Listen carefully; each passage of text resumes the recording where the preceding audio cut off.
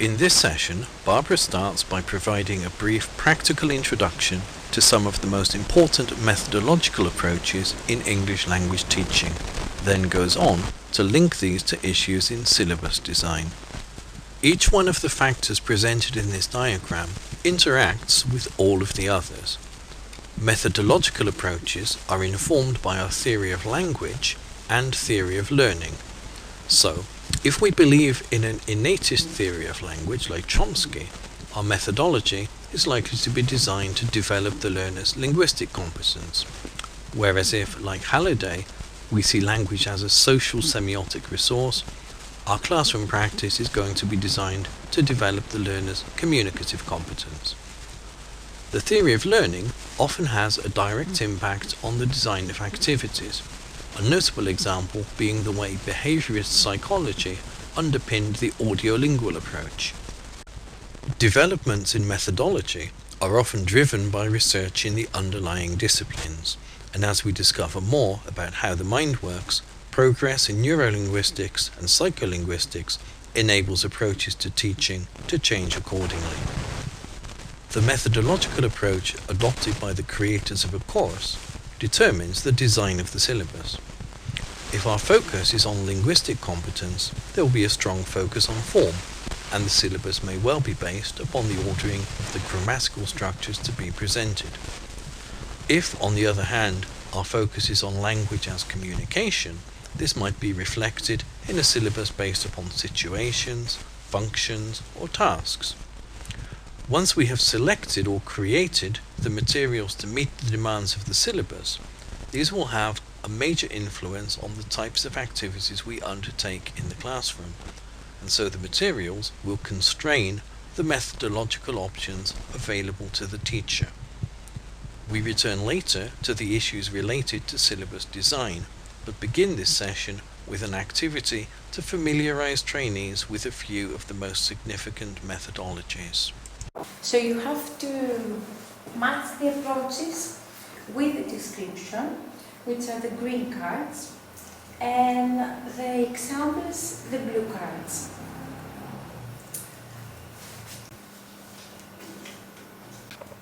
This is correct, okay.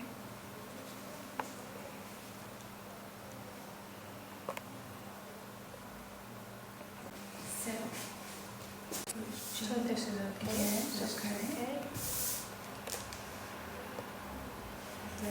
The DPP with G. Okay. So let's try to answer this question. What is the place of the student's French language in the classroom? Yes.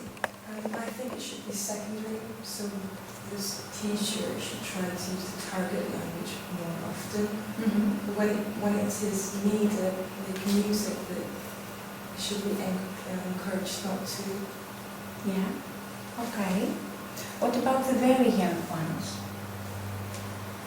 That's different because Nursing class, for example. because the level is lower, so their first language is often used.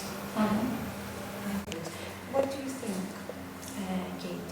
I think we should talk to them in English. That's why they're here in the classroom. Okay. And what And if they're young, I think the teacher should definitely speak in English and try and make the little boy, little girl speak English as well. Okay. So let's start looking at the approaches. The first one is grammar translation.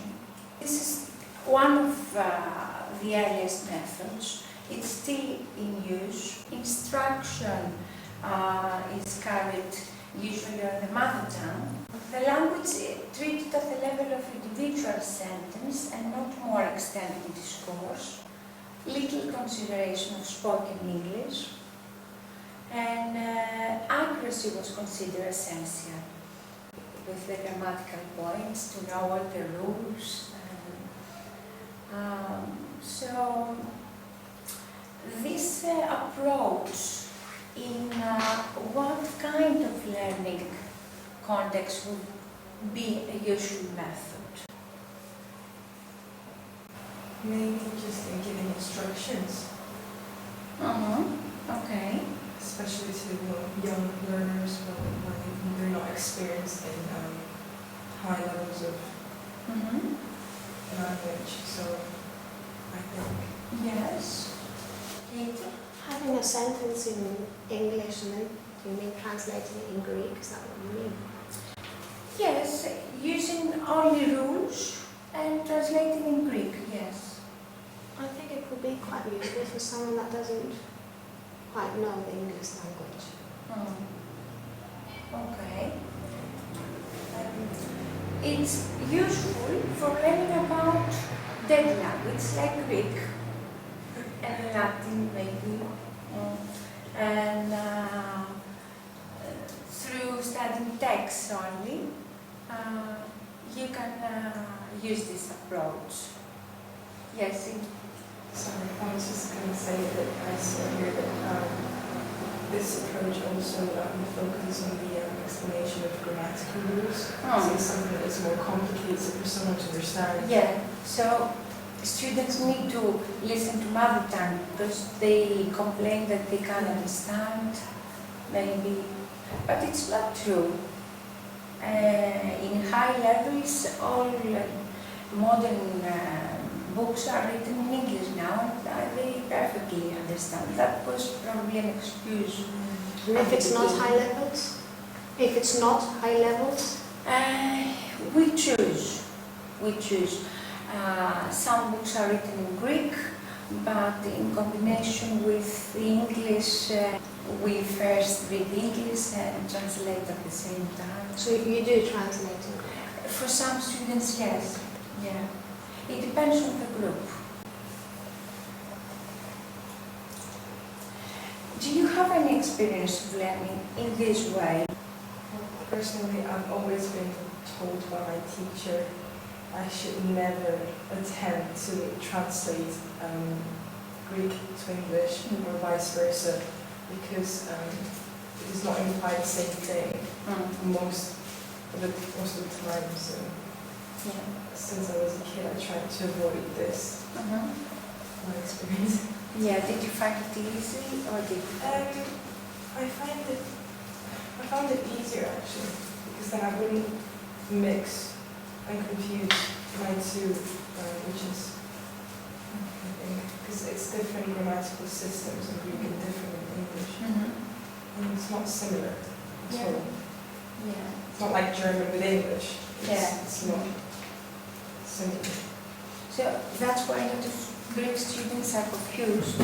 They try to think in the Greek rules, and since it's totally different, they are confused. Katie? Oh, I wasn't. English. Yeah. Okay. Let's move to the next, the lexical approach.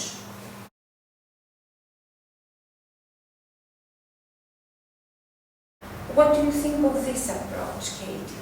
Are we talking about phrasal verbs? Phrasal verbs, yes. I think you should give examples. Separately of grammatical. I think you should give examples, because they're quite complicated phrasal verbs. Yeah. Giving examples, and then the student has to remember. Yes. And a new method is to give examples through pictures, and I have noticed that they remember more than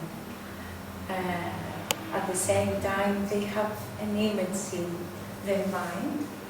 Yes, through sentences, of course. Okay. And then is the autolingualism, the autolingual approach. Actually, this was based on psychology of Scott Skinner, who believed that language learning could be developed through a series of habit-forming exercises. For example, stimulus, response, reinforcement, or drills. The model is you went to the cinema yesterday. The teacher gives the stimulus theatre.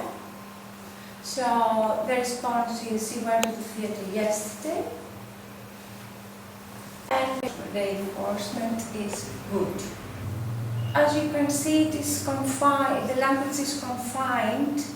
The students are motivated through a sentence to give similar examples, but nothing else. This approach is based on drills, similar drills, and aimed at habit formation through constant repetition of correct sentences, and of course encouraged by positive reinforcement. I have experienced positive reinforcement. Like when the teacher praised us for something that we did correctly, like, you know, gives a star or Okay, yes. or excellent or something, so it just makes you want to try more. Yeah, what about this kind? To give you a stimulus, then some similar response? Greek students usually do. Not now. No, I think we have we had. Yes. Yes. The positive reinforcement was the definite.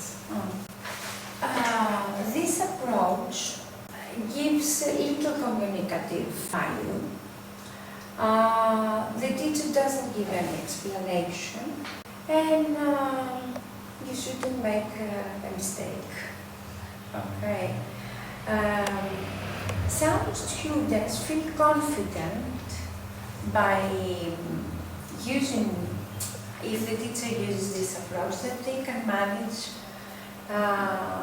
and they like this approach at the early age, the early stages of learning.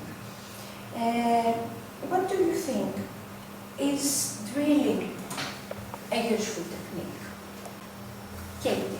I don't think I would use it. And why not? I don't know, it depends on the students as well. It depends, each student is different.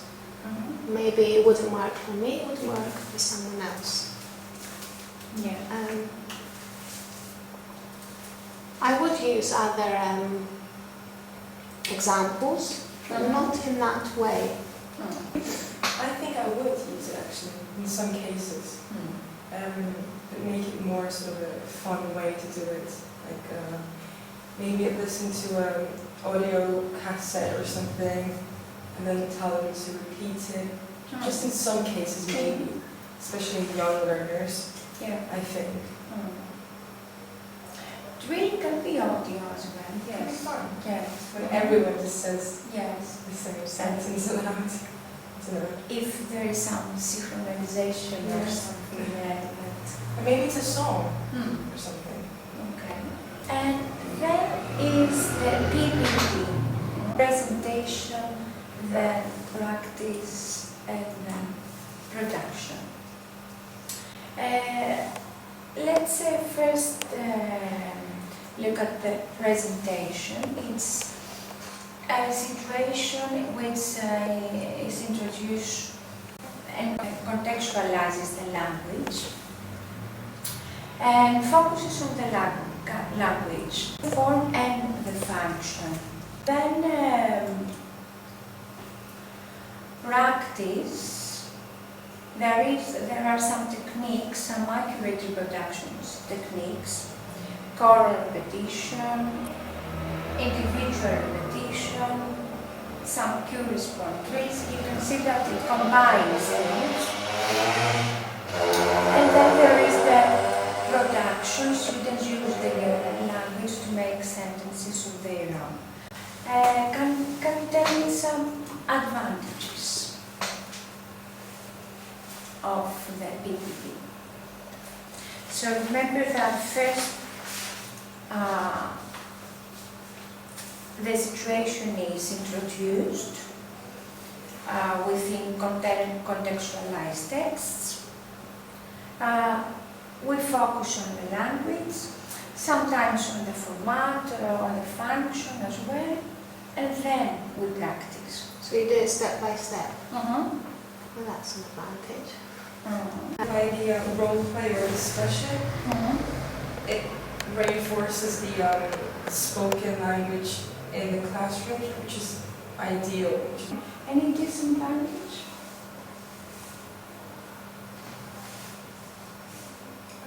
The only thing I would say is to try not to learn too many words in one go. Maybe try to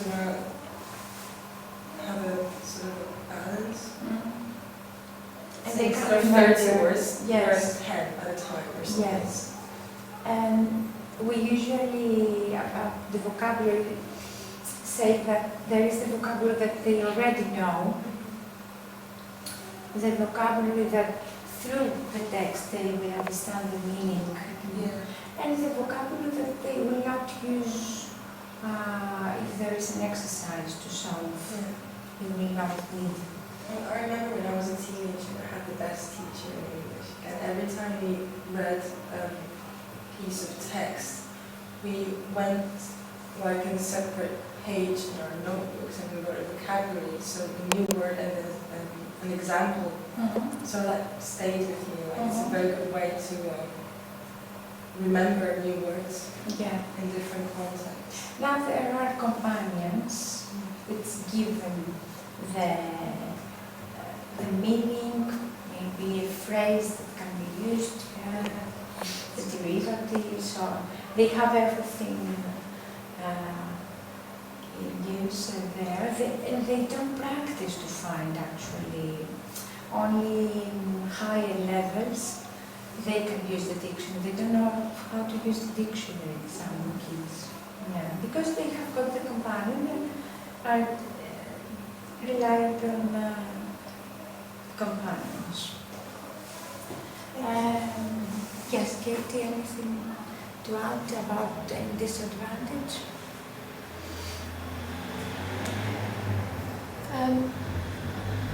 No, apart from if you've got a classroom with 10, let's say, children, and the first child starts reading the text, maybe the others won't really pay attention. Yeah, now with the projectors, we listen at the same time and read it, so they don't need to read it themselves. They listen and I think it's read. best if they read it. Yes, they first listen to the pronunciation and then they try on their own. Yeah, you will try on your own to read it. Yes. But then if you don't know how to pronounce the words, You stop them and you correct them. Yeah. But then what about the you stop them every time they don't pronounce something correctly? Okay. BBB is very teacher-centered because students depend on the teacher and you have to ask questions. The teacher should correct if they make mistakes. Should we focus at the same time on grammatical and lexical things? Grammatical rules and vocabulary. Yes, yeah. Or only first on lexical vocabulary and then grammatical points. What do you think? Yes, I think first vocabulary and then grammatical. Why? And not first grammar and then... Because if you do not know vocabulary well, you cannot form a sentence and you cannot divide that sentence into its grammatical components, which is verb, adjective, or etc. Yeah. You have to know vocabulary. Do you agree with his statement that Lewis said that really reflects neither the nature of language nor the nature of learning? I think there is not one way to teach English. So if his name is Lewis, so he is against this methodology in a way. So he says that, but what is the nature of language? It's got like spoken, written, so it's very vague. I can't really understand why he says that, because it's just a way of a teaching methodology. Yeah.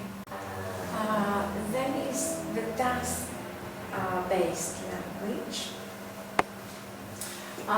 The emphasis is on the task rather than the language. Students perform real-life tasks such as getting information about bus timetables, making a presentation on a certain topic. A lot of students like this because they can choose their own favorable topics. So after completing the task, they examine the language used to correct mistakes and improve style. This is actually upside down PP. Instead of language study leading to a task, the task itself is on the main focus and language study comes later. The sequence of task-based learning is first a pre-task, then there is a task cycle and the language focus. What do you think of this approach? I approve this way of teaching, if you like, because I think it allows the students to discover patterns for themselves, rather than the teacher being the controller in a way. It says here the teacher functions maybe as a guide and a resource, so the students are involved in discussion and so they can understand grammatical rules or other means of communication, so they can understand more patterns. Yes. And it's fun as well because they have pictures and different materials. Yeah. And from time to time, we ask the students to do it as pretending that they are teachers, and they can do it. It's easy for them, yes, by finding the material, the topics they like, making their own activities and presenting it in class. Yeah, it's not the very young ones, and let's say intermediate and up. People learn languages not so they know about them, but so they can use them to communicate. Functions, spoken functions, are concerned as much as written grammar in this case. And also notions of when and how it is appropriate to say things in certain ways. If students actually are involved in meaning-focused communicative tasks, then language learning will take care of itself. Do you agree? Can you expand on it a little bit? You mean if they're involved in meaning-focused communicative tasks within the classroom? Then language learning will take care of itself. Yeah, this is what they don't need to use the grammatical rules. You don't have to think that we're using present simple or past simple. Just focus. Yes. Yeah. So I think that's why communication is very important in the classroom, so they can understand why they use a specific sentence or like communicative task in a certain way. And I think it all comes back to what is language and why we use language. So if they understand why you're here and why you want to learn language, then it's easier for them to understand. Yeah.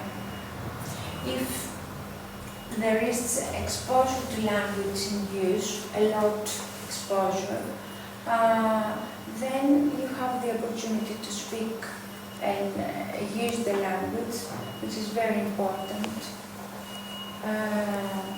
And that's why they come, to learn the new language and try to communicate, no matter what the rules are. Okay?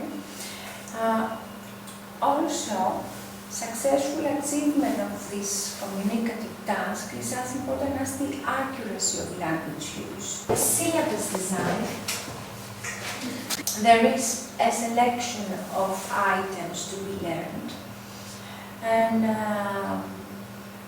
some grading of those items into the appropriate sequence. So teachers can then make their own program how to finish everything, and by the end of the year to have done everything. There are some different types of syllables. The first one is grammar-based. It's it's most commonly used system, used successfully over many years, though questioned by many methodologies as the main organizing principle for a syllabus. And then is the lexical type of syllabus, which is based on vocabulary, according to topics, different topics, according to the age of the students and the level of their English. Formation, suffixes, prefixes, derivatives, exercises, function, the linking words that they can use, semi-fixed expressions would you like to that they can use. Then it's the functional type.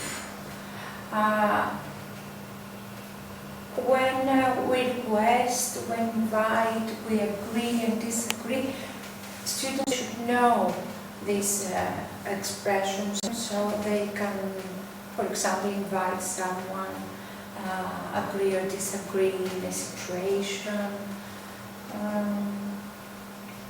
Also, we've got the notional type, which is based on concepts that can be expressed by language, for example, number, time, color. The situational type, think of a situation that you should use English. If you visit England, for example, yeah, You have to use English. yes, but can you think of a situation that you can use it? When you're trying to order food from a restaurant or something, Okay.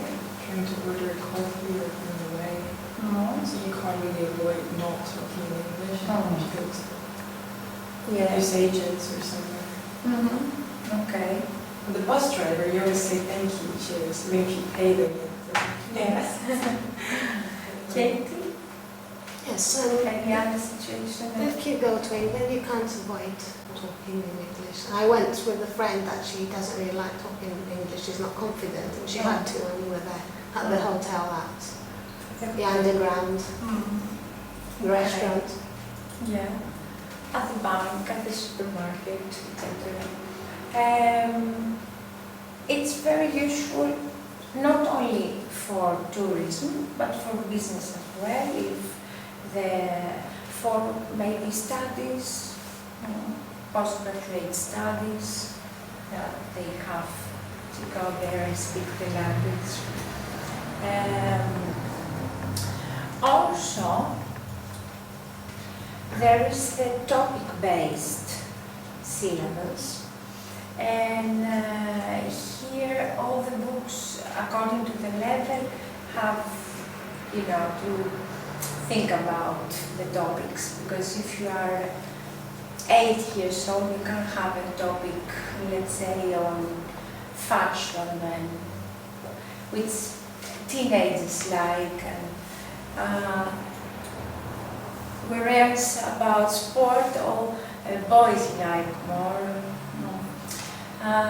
The weather, music, food. Can you think of some more? This can be in a very low level. What about Singers, actresses. Yeah, in advanced proficiency levels. Education, yes. Traveling, Mhm. maybe traveling. Topics that they have to speak and write maybe about pollution, can be multi-syllabus type is a combination of different items. Though in practice grammar is still often the starting point, it has started changing because students have to talk and communicate, not only focused on grammar. Let's have a look at a situation that, let's say that the topic is the family. The situation is acceptable behavior, function, reaching agreements. The focus on grammar is models and what it has to do with obligation generally, must, should, ought to. So the topic or the situation is the starting point. Then we'll identify vocabulary and all the grammatical structures and skills like reading, listening, speaking. There is a combination actually of activities. We'll attempt through all of these to introduce the topic. Okay, this can change from some books have got different order, but mostly the topic is the starting point. Let's have a look at some situations. You have to consider the profile, students' profiles, and you should come to a group decision about the type of syllabus that might be suitable for a student and how you might adapt it to meet his or her needs.